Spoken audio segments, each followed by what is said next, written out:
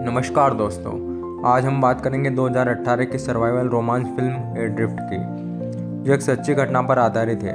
यह कहानी प्यार, हिम्मत, उम्मीद और जिंदा रहने की जंग को दिखाती है। फिल्म में मुख्य भूमिका में शेलिन वुडली और सैम क्लेफलिन। यह फिल्म वास्तविक नाविक टेमी ओल्डन एशक्राफ्ट की कहानी पर आधारित है। कहानी की शुरुआत कहानी की नायिका टेमी ओल्डन एक स्वतंत्र और साहसी युवती है जो समुद्र में नौकायान करना पसंद करती है। एक दिन उसकी मुलाकात रिचर्ड शार्प नाम के एक नाविक से होती है।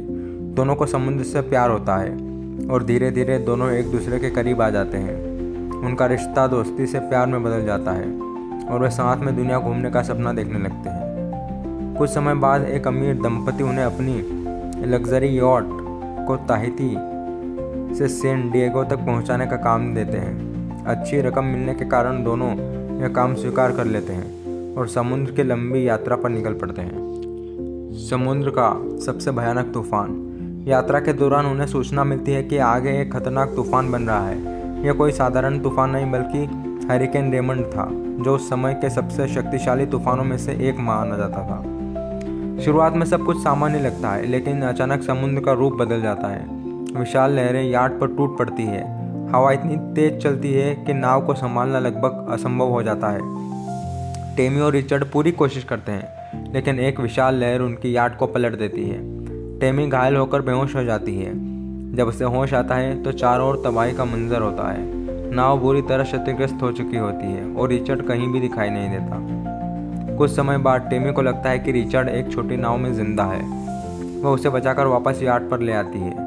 रिचर्ड गंभीर रूप से घायल होता है, इसलिए अब याट चलाने और दोनों को बचाने की जिम्मेदारी टेमी पर आ जाती है।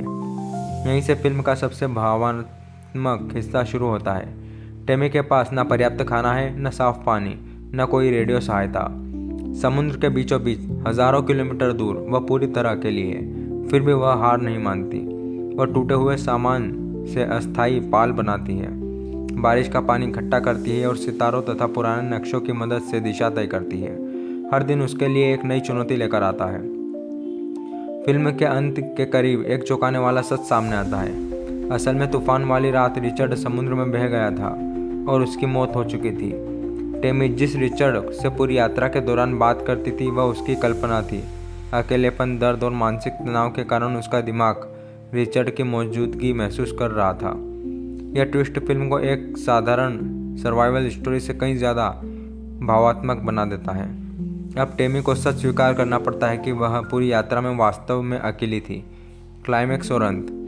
लगातार 41 दिनों तक समुद्र में संघर्ष करने के बाद टेमी को आखिरकार ज़मीन दिखाई देती है। वह प्लेयर छोड़कर मदद मांगती है और एक जहाज़ उसकी सहायता के लिए पहुंच जाता है। टेमी बच जाती है, लेकिन अपने जीवन के प्यार रिचर्ड को हमेशा के लिए खो देती है। बाद में वो उसकी याद में भावुक होकर समुद्र को अलविदा कहती है। फिल्म के अंत में वास्तविक टेमी और रिचर्ड की तस्वीर भी दिखाई जाती है, जिससे पता चलता है कि यह कहानी सचमुच हुई थी।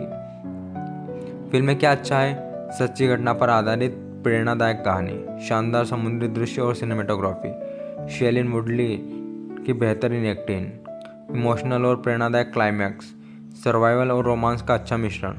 क्या कमजोरियां हैं? शुरुआत थोड़ी धीमी लग सकती है। कुछ दर्शकों को ट्विस्ट पहले से अंदाजा हो सकता है। रोमांटिक फ्लैशबैक कुछ जगह लंबे महसूस होते हैं। कई समीक्षकों ने फिल्म की सिनेमेटोग्राफी और शेलिन वुडलिन के परफॉर्मेंस की प्रशंसा की है, जबकि कुछ ने इसकी परिचित कहानी संरचना और फ्लैशबैक शैली को कमज़ोर पक्ष माना है। Final verdict. एड्रिफ्ट 2018 सिर्फ समुद्र में फंसे लोगों की कहानी नहीं है, बल्कि यह उम्मीद, प्यार और इंसानी हिम्मत की कहानी है। यदि आपको survival movies, true story films और इमोशनल ड्रामास पसंद है तो फिल्म ज़रूर देखी जानी चाहिए। अगर आपको एड्रिफ्ट की यह पूरी कहानी और रिव्यू पसंद आया हो तो वीडियो को लाइक करें, चैनल को सब्सक्राइब करें और कमेंट में बताएं कि अगर आप टेमी की जगह होते तो क्या 41 दिनों तक समुद्र में जिंदा रह पाते।